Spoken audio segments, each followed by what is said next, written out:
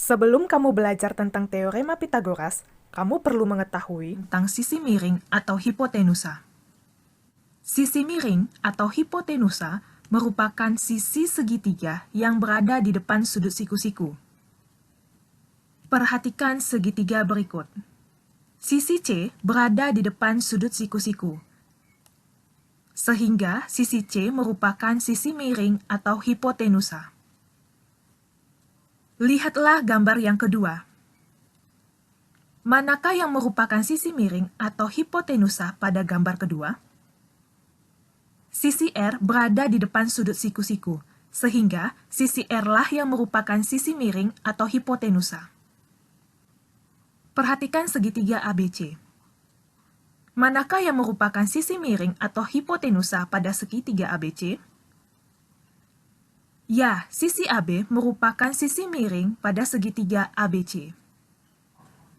Pada layar, terlihat 3 persegi yang membentuk segitiga siku-siku. Jika persegi hijau memiliki panjang sisi A, maka luas persegi hijau adalah A kuadrat.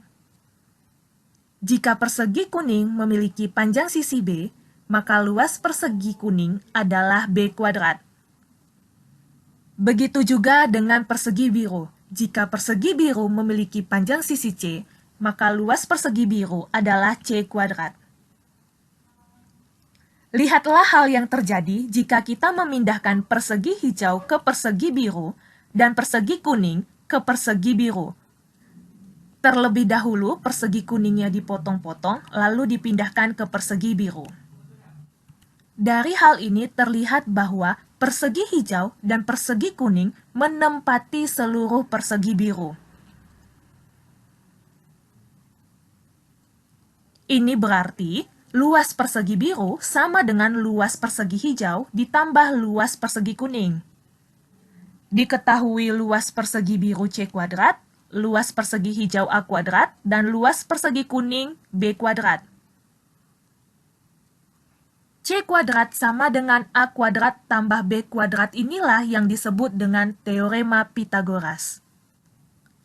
Teorema Pitagoras menyatakan ketika 3 persegi disusun membentuk segitiga siku-siku, maka luas persegi yang besar sama dengan jumlah luas 2 persegi yang lainnya. ketika kamu fokus kepada Segitiga siku-sikunya, terlihat segitiga siku-siku tersebut memiliki panjang sisi A, B, dan C, di mana C merupakan sisi miring pada segitiga siku-siku tersebut.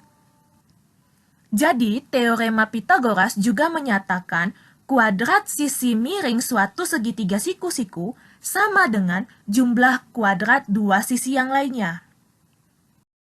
perhatikan contoh penggunaan teorema Pitagoras. Berapakah panjang sisi miring atau C pada segitiga di bawah? Untuk menentukan panjang sisi C, kita dapat menggunakan teorema Pitagoras. Kita ketahui teorema Pitagoras adalah C kuadrat sama dengan A kuadrat ditambah B kuadrat, dengan C sisi miring segitiga. Substitusi panjang sisi A dan B, panjang sisi A 3, panjang sisi B 4,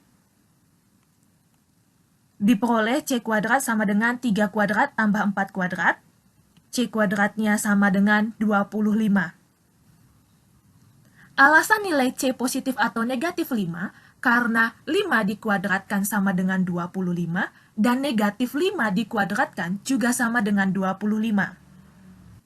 C merupakan panjang sisi miring segitiga dan panjang tidak dinyatakan dalam bilangan negatif. Oleh karena itu, nilai C yang diambil adalah 5. Panjang sisi miring pada segitiga tersebut adalah 5. Pada pembelajaran ini, kita mengetahui bahwa teorema Pitagoras adalah C kuadrat sama dengan A kuadrat ditambah B kuadrat, di mana C adalah sisi miring segitiga, serta A dan B adalah sisi lainnya pada segitiga tersebut. Salah satu penggunaan teorema Pitagoras untuk menentukan panjang sisi pada suatu segitiga.